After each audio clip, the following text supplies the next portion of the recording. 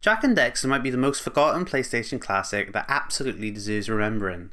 This was one of my favourite platformers on the PS2 as a kid. Released in 2001, damn it doesn't feel that old. I was expecting it to be dated, but it's still one of the cleanest collectathons I've ever played. I don't know if I'm feeling nostalgic or getting worried about becoming 30, but I decided to go back to games I enjoyed as a kid, mascot platformers. I could not get enough of these when I was younger. I decided I'm going to play the big 3 series on the PS2, starting with Jak. So how does Jak and Daxter still hold up over 20 years later?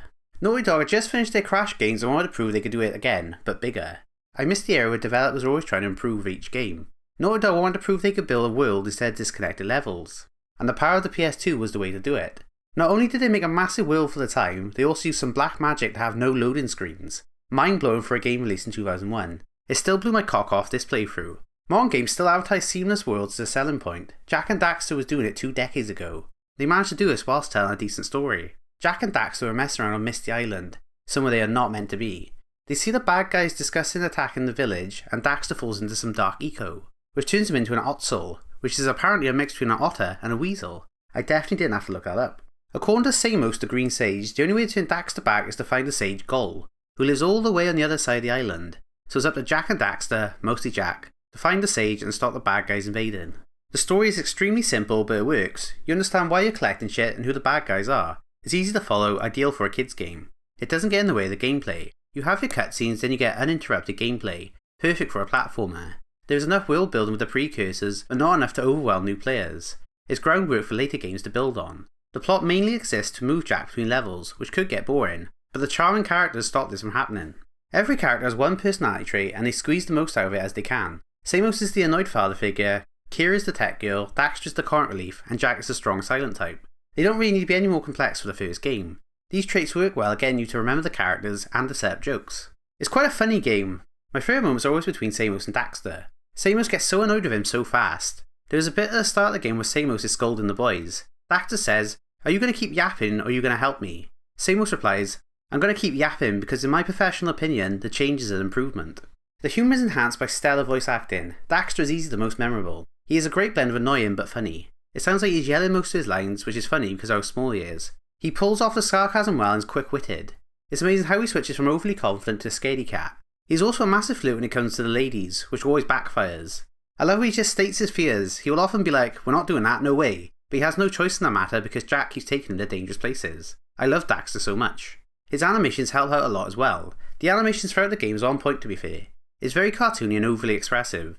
It makes every cutscene a treat to watch. It does help out Jak's character a lot as he doesn't speak, but he doesn't need to thanks to the animation. It's all in his eyebrows. The Crash inspired dances they do when they get a power cell is still very charming. They definitely took what they learnt from Crash and applied it here. This goes for the world and presentation as well. Many PS2 games look ancient, but Jak and Daxter still look appealing because of its art direction. Full of bright colours and a cartoony aesthetic, environments feel pleasant to be in. Even the evil Misty Island has that elephant graveyard charm with massive skeletons everywhere. It is aged remarkably well. The variety of locations is impressive, and it manages to avoid the Mario World logic, with different levels drastically change. You start off in a little village by the beach, which is connected by a jungle. To get to the next area, you'll have to traverse Fire Canyon, which is connected to the island's volcano. The next village is made out of rocks, and the final area is a hidden precursor site on the ground, which you get to by going through the mines. It all makes sense how it's connected together. It feels like a real island. Areas get drier the further in you go because of all the lava flowing through. It helps the game feel like an actual adventure, and there is a constant sense of progression. I really like how the precursor sites stand out compared to the rest of the island. They look and feel otherworldly. They are bronze metal structures that are hidden underwater or deep in the jungle. They contrast nicely against the greenery. They are also full of moving parts which makes them feel like magic at first, but they are actually powered up by power cells, the game's main collectible. Jak will need to collect so many power cells before Kira can power up the Zoomer, which he can ride to the next location. Power cells are hidden all across areas and are rewarded for completed missions. The game is fairly lenient with how many you have to collect in order to beat the game. There are 101 in the game and all of them are a joy to collect. Typically with these types of games there are always a few collectibles that suck to get, but I didn't feel that here. Except for the yak herding, I think I just don't like herding in games. Most will be found whilst exploring areas. If you need to do something out of the ordinary, Dax will chime in to give you a hint. I love the fact he doesn't stop the game to tell and show you what to do. Like on the beach level he will say, "Hey seagulls, let's buzz them for kicks." This is another hint for you to go chase the seagulls. He will also only say these hints once, which stops them from getting annoying. Dax will also stay in character. If you take damage, he will tell you how to avoid it because he doesn't want to get hurt. The game over screen is also very charming. Daxter will look over Jak as he dies and say humorous things like, "Better you than me."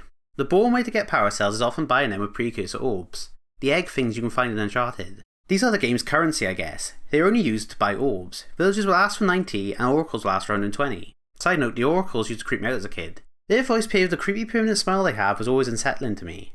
There is an abundance of orbs throughout the game, and thankfully none are hidden away. I never had to spend ages searching the whole level to find that last one, like in other games. And looking at you, Banjo-Tooie. The last collectibles are scout flies. There are 7 in each level hidden in a box. Finding them all grant you a power cell. These are also not too hard to find. Everything ties into power cells, and you will collect everything naturally. It avoids overwhelming the player with lots of different collectibles which could easily confuse players. I'm looking at you, Donkey Kong 64. The menu is also there if you need a bit of help. It will show you clearly what's left to find, and it will give you a clue by telling you the name of the power cell you're missing, similar to Mario 64. You do get a bonus cutscene if you find everything that sets up the next game. The gang opens a door. That is it. You might end up collecting everything because the movement is so satisfying. Jack controls incredibly well. The movement still feels modern. It's not super complex, but it doesn't need to be. Jacks can double jump, roll, spin, and perform long jumps. Long jumps will send Jack flying into his death or are super fun to perform. You can also spin in the air to get a little bit extra distance, or in my case overshoot it into a bottomless pit. The movement is used well in the platforming. It's never super hard, but it does ramp up as the game goes on. It's never jumps that are so precise that you want to rip your hair out. Collectathons love to have mini games to break up the gameplay. Jak and Daxter doesn't buck this trend.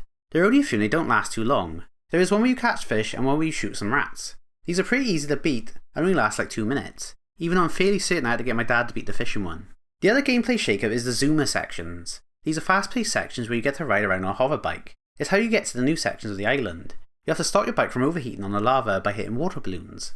These are sort of the game's races, you want to get to the end as soon as possible. They are pretty fun as they seem designed for you to go fast. The Zoomer also gets its own levels. These aren't as enjoyable as the Zoomer doesn't feel like it was designed for precise jumps. You'll have to fly around and do stuff like catching enemies or killing plants. The Zoomer feels a bit slippery to control and you can't really control the speed. These led to the chasing parts becoming more frustrating than they should. It controls fine for the most part, but when you have to jump with it, I always seem to over or undershoot the jumps.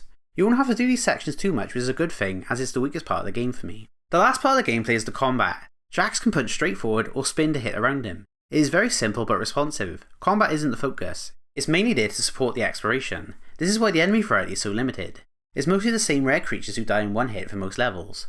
Naughty Dog did like to spice it up with enemies in specific levels, like spiders you have to jump and hit or dudes and machines you have to ground pound, but it's never anything dramatically different. A nice shake up from time to time. Speaking of time, the main thing that surprised about this game is how much it respects mine. I flew through this game. Each area was over and done with after 20 minutes or so. Most objectives are straightforward and levels are well designed enough where I never felt lost. The checkpoints are very generous and you have infinite lives. Sometimes it was quicker to die than to platform back. I can't tell if this game was intended for younger players or simply well balanced. It makes Jak and Daxter feel more focused than a lot of Collectathons. The only real issue I have with the game is the camera sometimes, but that's a given with these older games. I also had a lot of crashes in Precursor's Bastion, but that was the only area. Ultimately, I'm shocked how well this game held up. It feels like it could have been made this decade. Jak and Daxter feels like a game from an era where platformers were competing to be bigger and louder, yet it succeeds because it stays simple. 20 plus years later, it's still one of the cleanest Collectathons ever made. Time to rank it. I was not expecting it to go as high before I played it again. I'm feeling number 15. I can't put it above Vampire Survivors as that is pure fun with unique gameplay, but it's going above Astrobot. Both are fun, well designed platformers, but Jak and Daxter just beats it because of his character and personality. Astrobot is the better platformer, but Jak has a stronger identity. New number 15. Turns out younger me had better taste than current me. That's slightly worrying. The only downside is I've now got to find out if Sly Cooper holds up too. I definitely put the bar way too high starting with Jak.